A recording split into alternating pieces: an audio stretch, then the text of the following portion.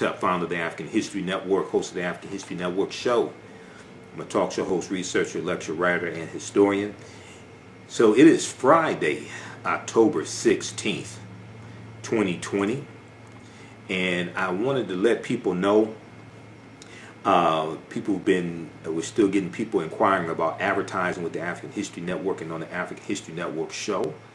And now that I'm on Monday through Friday, want to let you all know that you can now advertise with the African History Network with the African History Network show on our weekly show. Okay, so email us at customerservice@africanhistorynetwork.com, customerservice@africanhistorynetwork.com. African American business owners who want to advertise your business. You may have an e-commerce store, you may have a brick and mortar store, whatever type of business you're in, whether it's health and beauty products, whether you are an author, whether you sell books, whether you have a home school or you deal with education, you can advertise with the African History Network. So what we do, we create a video commercial for you, and you may have seen in some of the rebroadcasts of our shows, you see the new video commercials. Okay, most of those I created. I do the voiceover, and you can send me a script. We put together that 30-second to 60-second video commercial, and then when we re-air the shows, we re-air them throughout the week. People see your commercial. This helps promote you. We also upload the video commercial to our Facebook fan page, the African History Network, and then also on our YouTube channel, Michael Imhotep, Imhotep. All right, African American business owners, post the name of your business here on the thread of the broadcast also. And email us at customerservice@africanhistorynetwork.com, customerservice@africanhistorynetwork.com, and we'll let you know how you can advertise with the African History Network. We can get you up and running today. So you'll get the video commercial, and then also our broadcasts are in audio podcast format as well.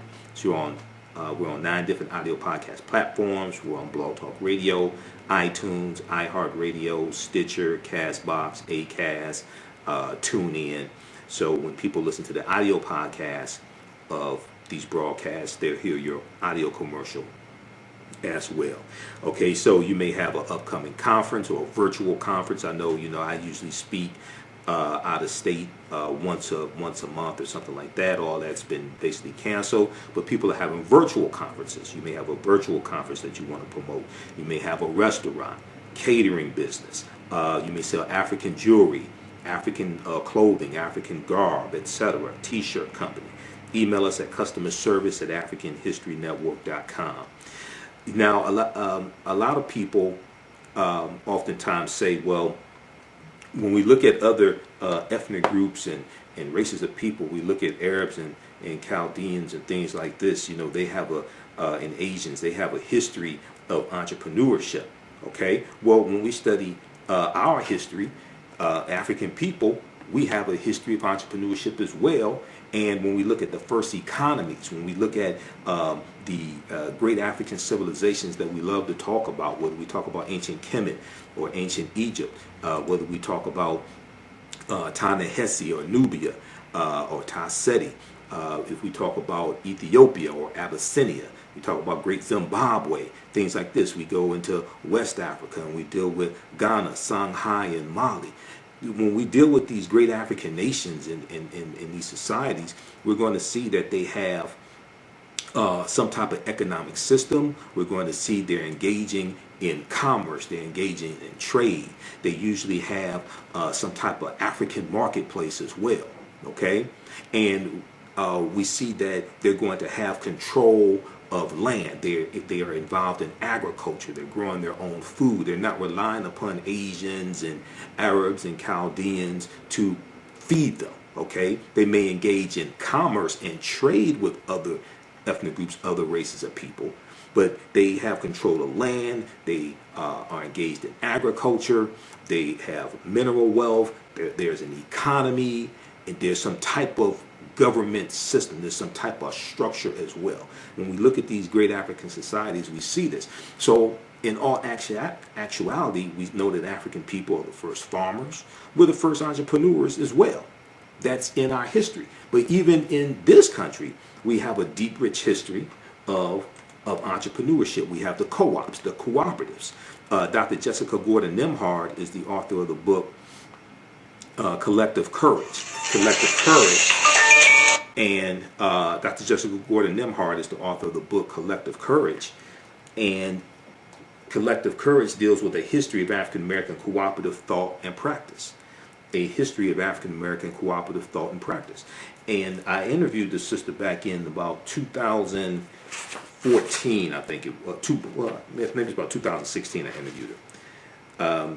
And she was speaking here in Detroit. So I interviewed her to help promote the lecture. And her book deals with the deep, rich history of cooperative economics, the co-ops. And the co-ops, the cooperatives, those are African principles we brought with us from West Africa.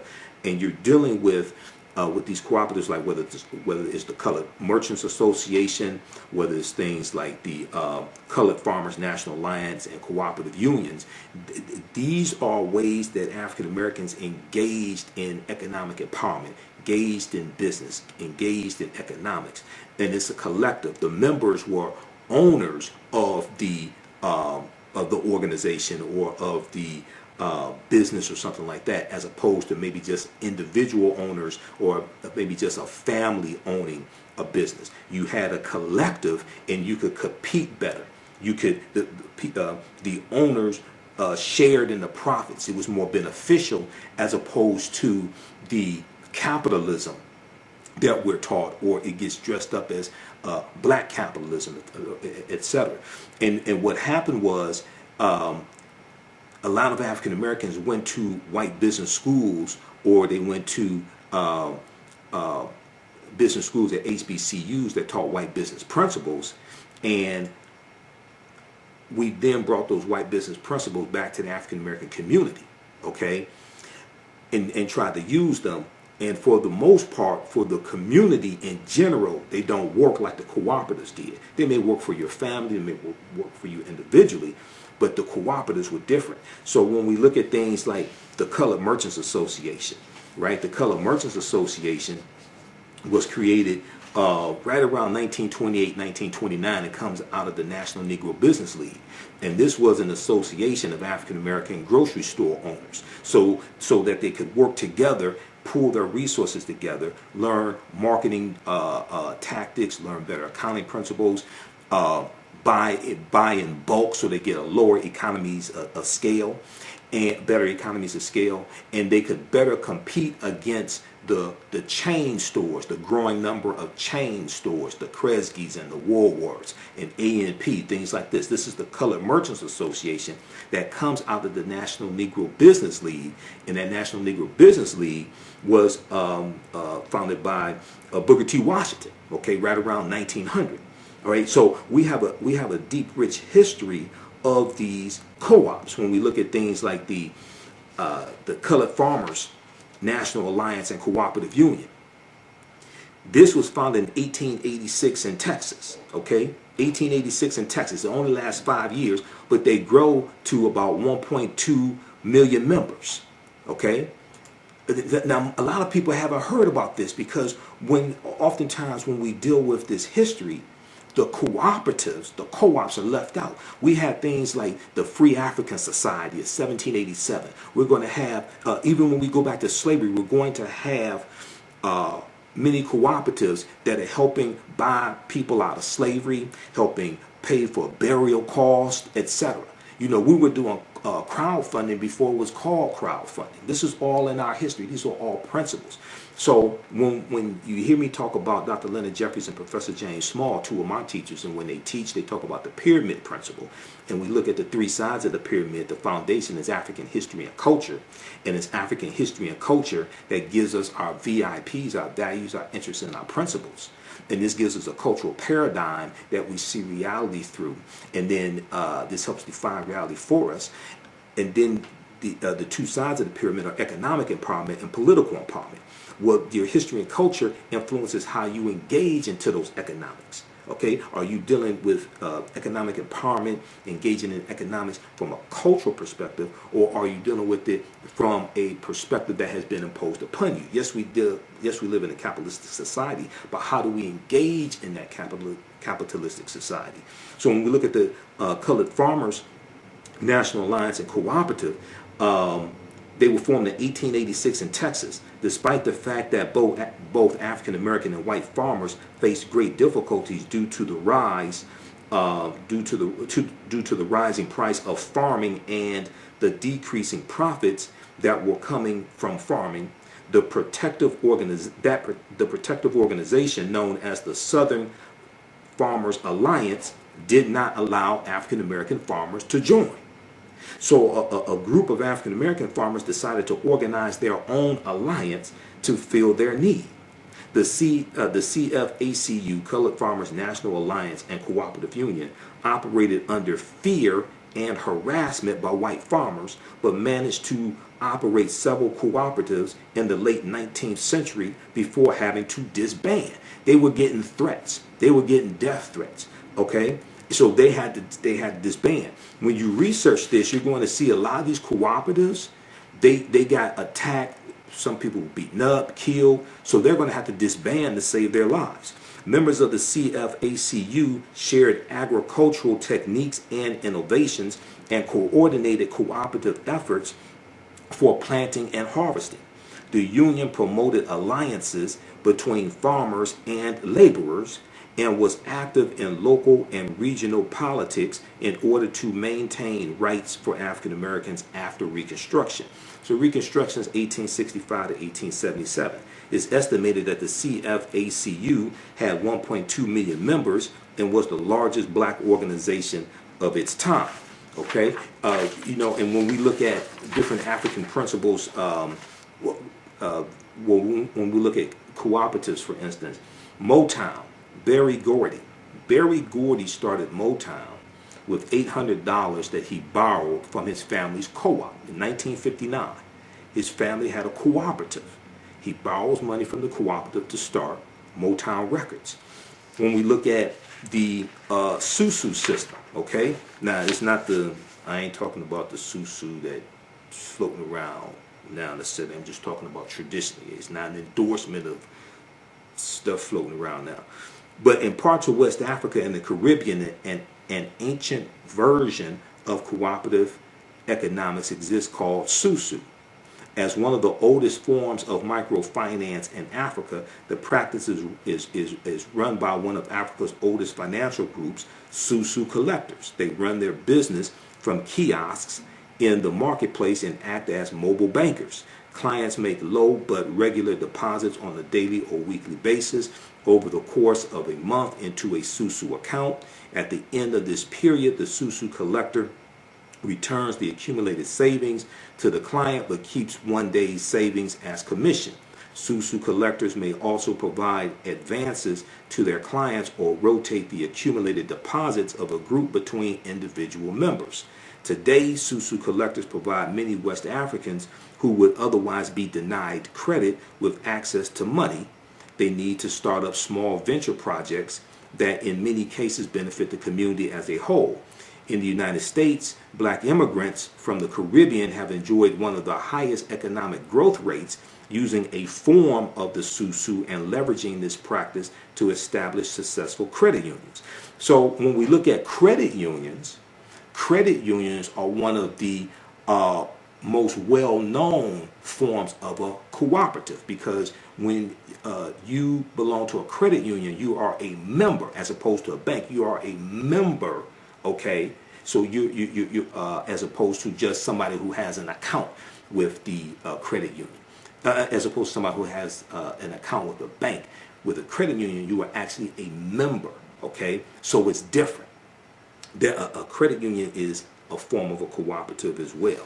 AtlantaBlackStar.com has a good article from 2013, 5 historic examples of cooperative economics, Ujamaa, that advance the black community. And then also check out this book here, Collective Courage, A History of African American Cooperative Economic Thought and Practice from Dr. Jessica Gordon Nemhard. Okay, so check your local African American business, local African American bookstore for that book. But oftentimes when I hear, not my degrees in business administration with a major in marketing from Wayne State University here in Detroit, a lot of times, when I've done business consulting for 7 years, I managed African American companies. We had contracts with City of Detroit, County of Wayne, State of Michigan, and in teaching entrepreneurship, a lot of times people don't know. A lot of times African Americans don't know our deep, rich history in economic empowerment, entrepreneurship, and principles we brought with us from Africa here as well, but don't even understand what we were actually doing during slavery. Okay, and then during Reconstruction. So we have a deep, rich history of this. So once again, you can email us at customerservice@africanhistorynetwork.com, customerservice@africanhistorynetwork.com, African American business owners. You can advertise with the African History Network on the African History Network show. We're on Monday through Fridays now, and then what we do, we take your 30-second to 60-second video commercial, and I'll create a video commercial for you. So when you see some of the rebroadcasts of our shows, you see the video commercials in there. Black History Mobile Museum 101 is one of them. A lot of those video commercials, I'm the one that puts them together.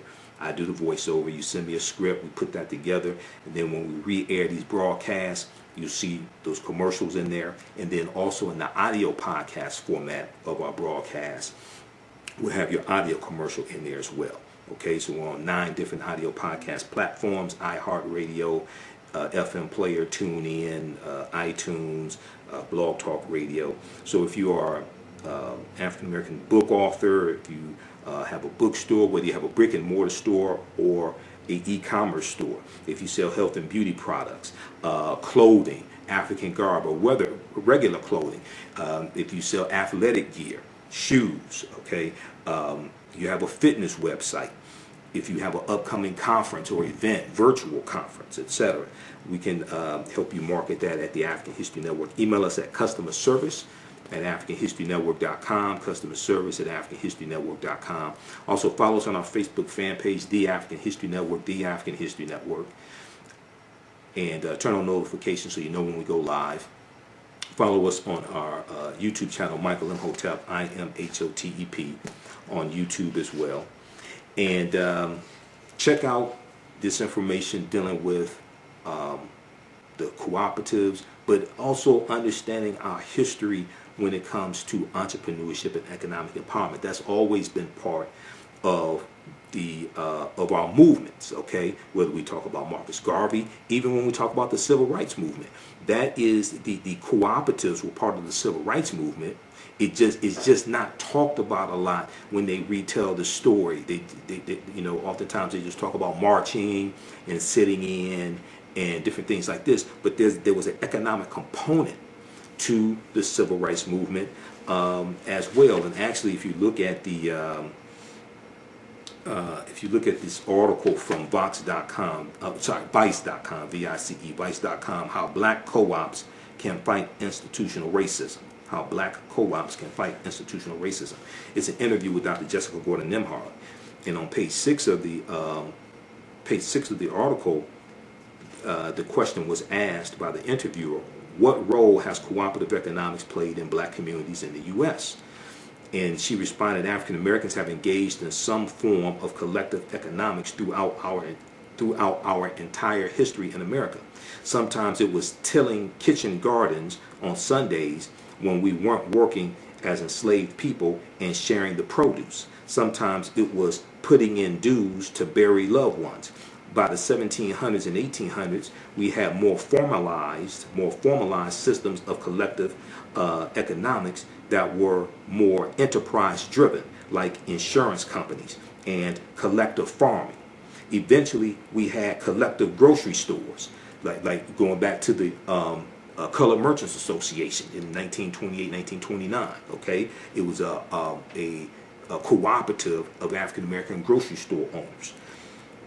Eventually, we had collective grocery stores, credit unions, and health care. Europeans eventually recognized the model around 1844, and it formally came to the U.S. African Americans then started forming official co-ops in the 1860s and 1870s. Okay, so Civil War is 1861 to 1865. 13th Amendment is ratified December 6, 1865. 1865, 1877, you have this period of time called Reconstruction, when they're putting the Union back together, rebuilding the South that was devastated because of the Civil War. And then we have the 14th Amendment, where we have the Civil Rights Act of 1866, which is giving rights to African Americans. The 14th Amendment of 1868, which gives citizenship. The 15th Amendment of 1870, which guarantees the right to vote to African American men, not women, but African American men. Okay, so you have this period of time. You have the Force Acts, F-O-R-C-E, the Force Acts of the 1870s, like the Ku Klux Klan Act of 1871, which is a federal law that is designed to really attack the Klan. Okay, and there's the Ku Klux Klan Act of 1871. So you have all this taking place. You have African Americans owning land, acquiring land. You have us winning seats in Congress. Most of them in the House of Representatives. You're going to have 2 in the Senate, okay, U.S. Senate. So all this is taking place during Reconstruction. So by the 1880s, labor unions were actually helping workers to start their own co-ops, and African Americans were involved in that too. So they were asked the question. She was asked the question: did co-ops play a role in the civil rights movement? She said it was what I call a silent partner to the movement. This was done by. She said this was done by blacks. So it's going to be a silent partner in the movement. Okay. The co-ops. Okay, so check out the rest of this article here, and we know that economic boycotts were part of the civil rights movement, but you're also going to have a component where you have co-ops helping raise money for the civil rights movement, and you have African American businesses, etc. You have people like A.G. Gaston, who was life insurance titan, business owner. You're going to have him putting up money to bail civil rights workers out of jail. All different types of things like this are going to take place. So oftentimes when the stories get retold, these different aspects are left out of it, the economic component. But another aspect is left out is the armed resistance, the armed self-defense when it comes to the civil rights movement as well. So that's why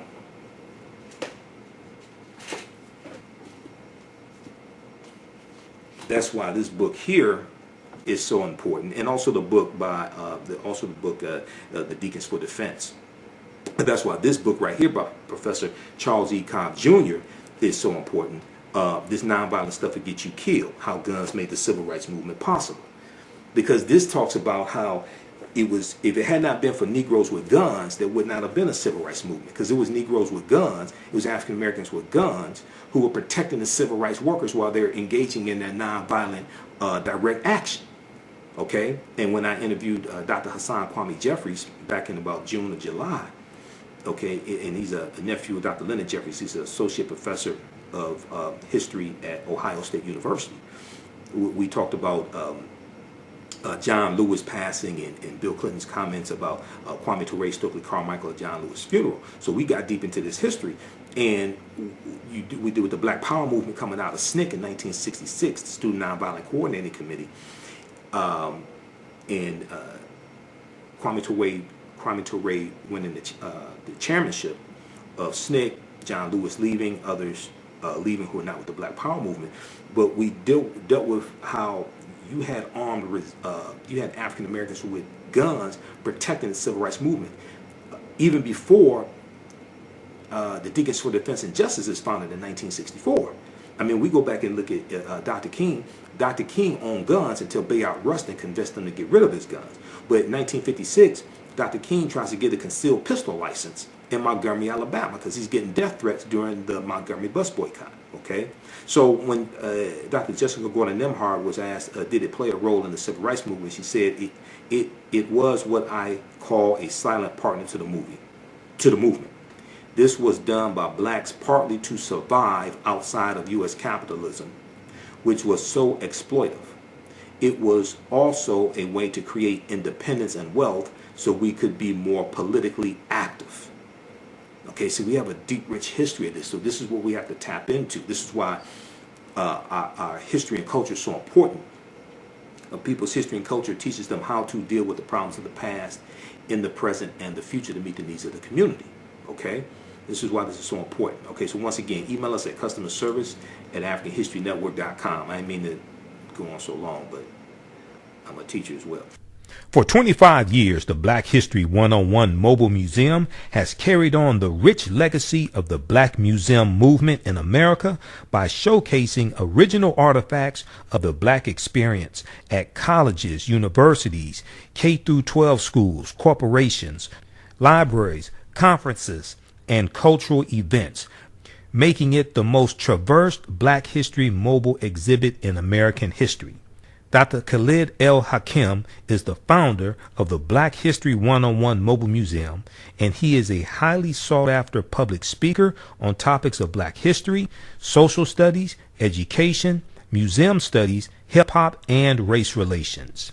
Dr. Khalid was named among the change makers for NBC Universal's Erase the Hate campaign and listed as one of the 100 men of distinction for Black enterprise.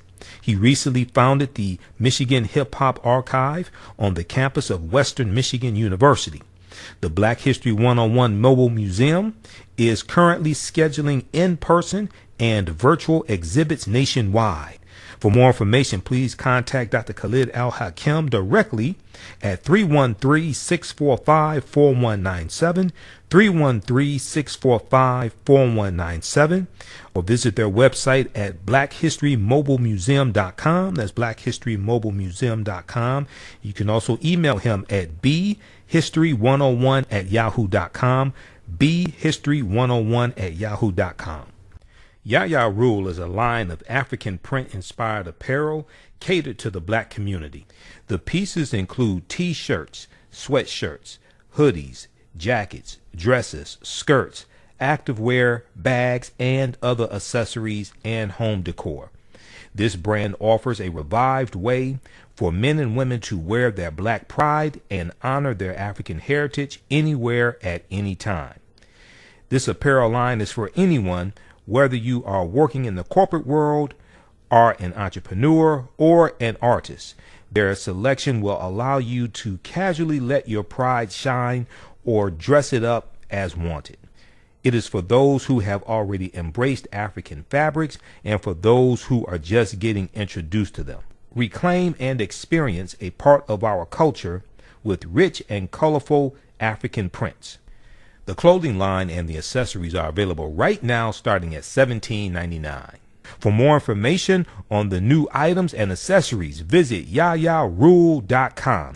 Email us at customerservice@africanhistorynetwork.com, customerservice@africanhistorynetwork.com. Post the name of your African American owned business here. We've got shops or Be Glam. Okay, shops or beglam.com.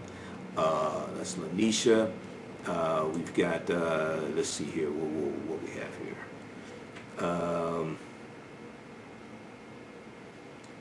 We've got,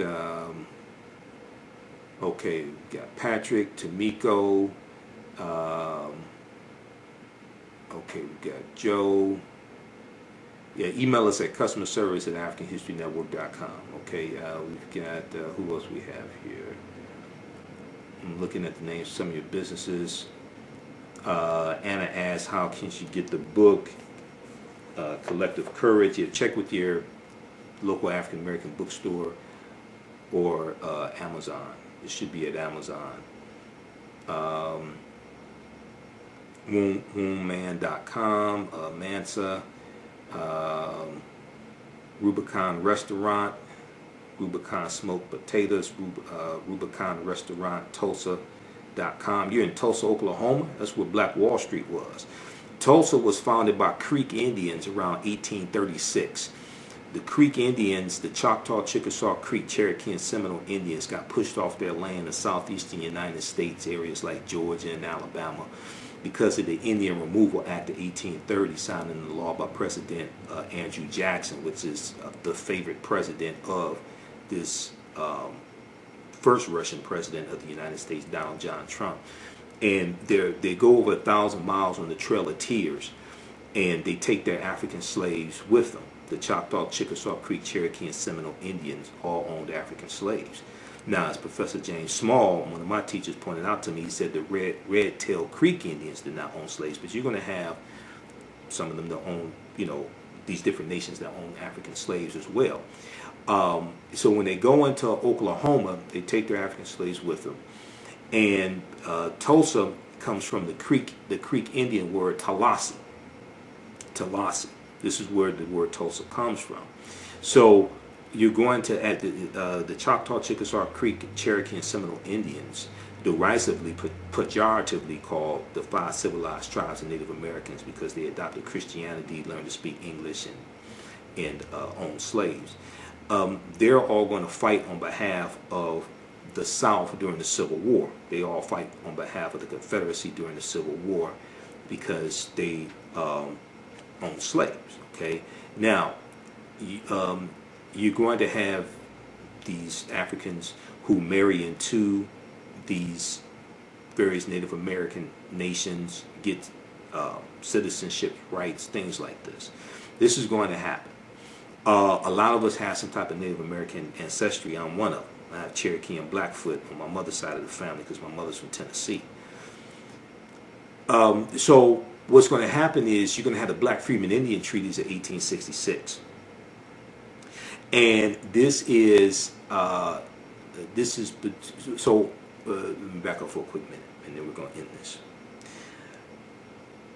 When these Native American nations take up arms against the Union during the Civil War, they violate treaties that they have with the United States. And these treaties stipulate that they can never take up arms against the Union. So before the Civil War, you're going to have these Native American territories where they own this land, where they have this land. That land is going to be taken back after the Civil War ends, and they're going to be put on reservations. But there are also stipulations that they have to free their slaves. Some of them don't free their slaves till like 1866, 1867. Because they did, In Vogue said, give it up, turn it loose. They didn't want to give it up or turn it loose, some of them. Now, this is not, I'm not saying that we should hate Native Americans. That's not what I'm saying. I'm dealing with their history. I don't want people to misunderstand what I'm saying, because many of us have Native American blood. Many of us, there are black Indians that exist today. There are black Indians, and we saw that the Cherokee stripped the black freedmen in 2011 of their citizenship rights in the Cherokee Nation, and those black freedmen are going to sue to get their citizenship rights back in the Cherokee Nation, get their full rights, etc. Okay, so there are about 566 or 567 federally recognized tribal nations in this country. Okay, so I don't want us to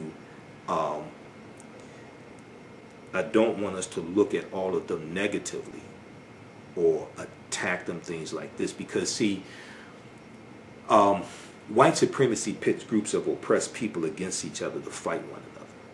The U.S. has violated over 371 peace treaties with Native Americans, and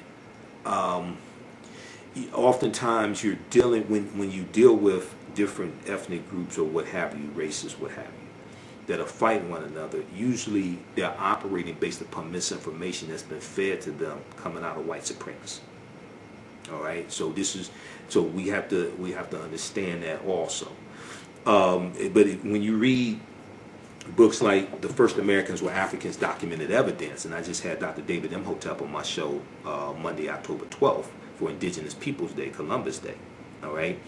The first Americans were Africans, documented evidence, which deals with the African presence in the Americas going back at least 56,000 years ago in South America, but in the land we call the United States of America, going back at least 51,700 years ago.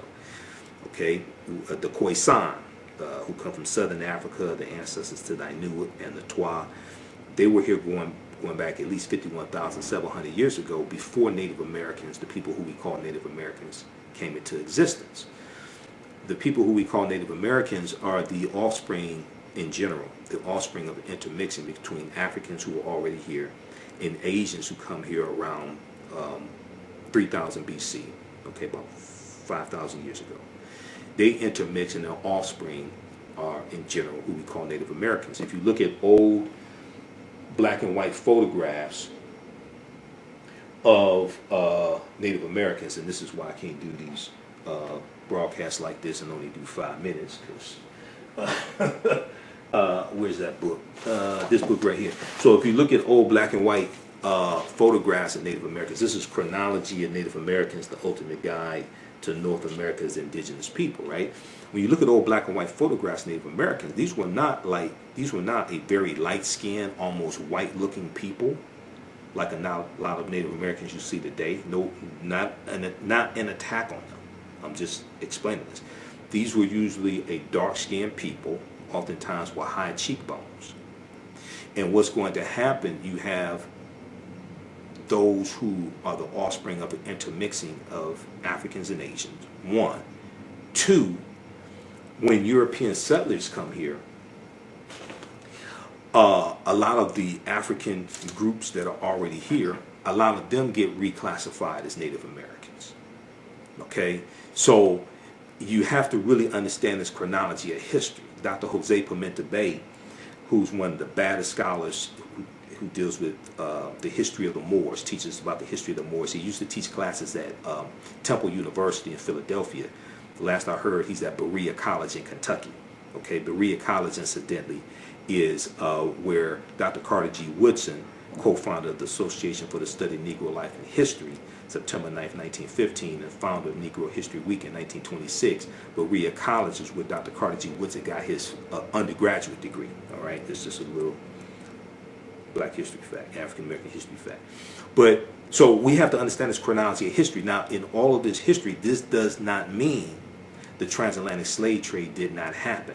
It does not mean August 20th, 1619 did not happen when those 29 Africans on the White Lion pirate ship are traded for food and water and supplies. That does not mean that did not happen. That does not mean 1526 did not happen when the Spanish had taken Africans into the territory, the area we call South Carolina and Georgia.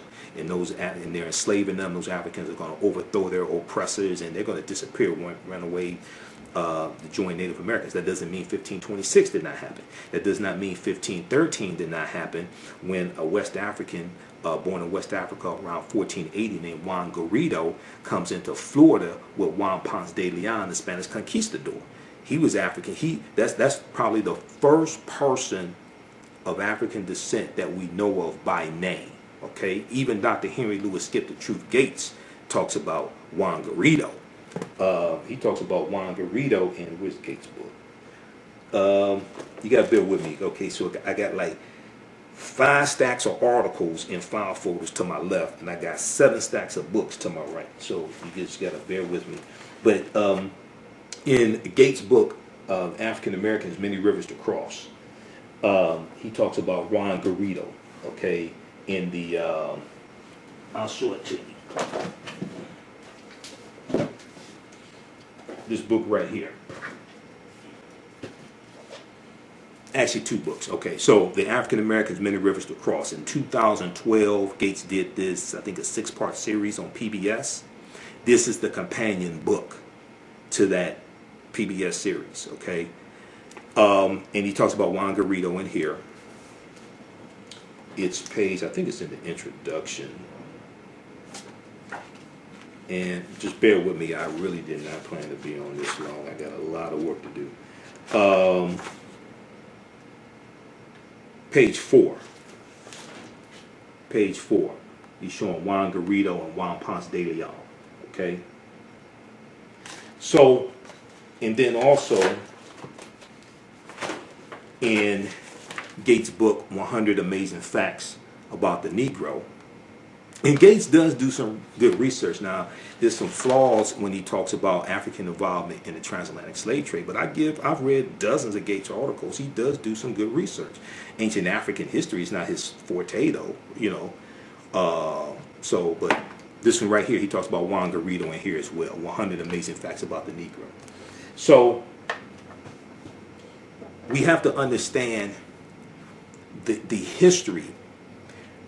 We have to understand it chronologically. Okay?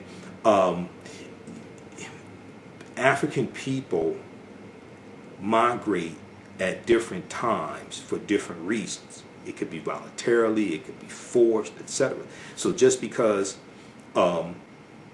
African people were here for tens of thousands of years, that doesn't mean that doesn't mean we weren't brought here as captives also. You have to understand the chronology of like the last 50,000 years of history as opposed to just the last 500 years of history. All right. Okay, so that's going to be it now. Okay. Also, if you like this type of information, you can donate to the African History Network. $ the AHN Show through Cash App. $ the AHN Show through Cash App. So that helps finance the research, helps us keep doing our Sunday night show. We're still on Sundays, 9 p.m. to 11 p.m. Eastern Standard Time on 9-10 a.m. Superstation WFDF in Detroit. Now we're on Monday through Friday, also 11 p.m. to midnight as well. So now I'm doing 6 days of radio a week. Okay, I'm doing 6 days of broadcast a week. All right, so email us customer service at AfricanHistoryNetwork.com. We'll get you up and running right away. And the other thing is, if there's a situation where you say, well, look, I want to take advantage of this because we have limited inventory, limited space. If it's a situation where you say, okay, well, look, I want to take advantage of this to lock in my ad space, but I won't be ready to advertise for a month, or I won't be ready to advertise till December or something like that. That's fine also. Still email us. We'll get you locked in. All right. Okay, so remember, at the African History Network, we focus on educating, empowering, and inspiring people of African descent throughout the diaspora and around the world. Because right now it's correct wrong behavior. What you do for yourself, what you do to yourself, and what you allow other people to do to you and get away with is based upon what you think about yourself. What you think about yourself is based upon what you've been taught about yourself. What you've been taught about yourself is based upon everything you read, heard, and seen about yourself. Remember, right now it's correct wrong behavior. It's not over till we win. Wakanda forever. Talk to you next time. Peace. Have you tasted the world famous No Frowny Brownie yet from the Pink Bakery? If not, what are you waiting for? They are vegan, gluten-free, and free of the big 8 allergens. While eating their No Frowny brownies, the fabulous Miss Tabitha Brown said they were very good. Very good. And you know, if she says that, they are. The Pink Bakery is the first black-owned, big 8 allergen-free baking mix company.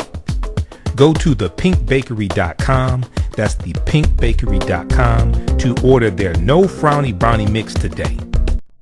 Are you ready for a new black economy?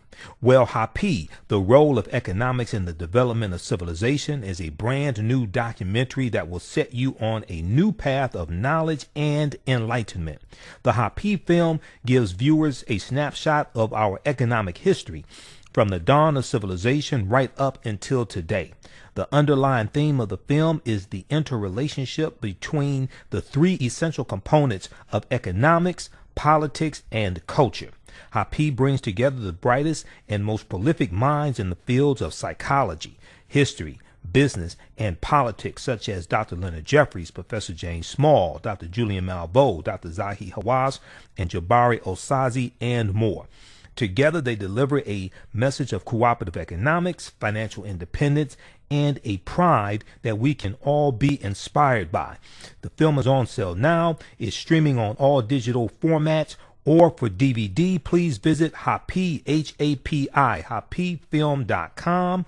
Use offer code HAPPY, AHN, for a 10% discount. Gain knowledge in minutes with Blacklist Ed. Blacklist Ed is an app that provides insightful summaries of books pertaining to the Black experience. As Black people, we know the importance of reading books to discover our incredible contributions to world history, to uplift our self-esteem, and to empower ourselves for our relentless fight for social justice. Unfortunately, with our busy lives, it feels like there is never enough time to read a book. Fortunately, there's a solution. With Blacklist Ed, their app provides key insights from best-selling books about the Black experience, therefore saving you time, increasing your knowledge, and empowering yourself through inspirational and actionable ideas. You can read or listen on the go. Start your free trial today by going to blacklisted.com. That's Black without the C, BLAK. Or you can download the Blacklist Ed app from the App Store or Google Play. Blacklist Ed, empower yourself. Revitalizing, restorative, indulgent, essential. Crea's Love Butter Raw Shea Butter Collection. How do we know if our skin products are truly delivering all of the health benefits they should? Crea's Love Butter is a thoughtful combination of hand-selected ingredients designed to enhance the level of your skin's health. Crea's Love Butter is an ideal gift for health-conscious loved ones and is a pleasure to both give and receive. They've harnessed the restorative powers of raw shea butter and infused it with their love and passion for revitalizing skin that you will undoubtedly feel from the first use. Visit their website today, creaslovebutter.com. CREAS, creaslovebutter.com. Put your skin in the game. Yaya Rule is a line of African print-inspired apparel catered to the Black community. The pieces include t-shirts, sweatshirts, hoodies, jackets, dresses, skirts, activewear, bags, and other accessories and home decor.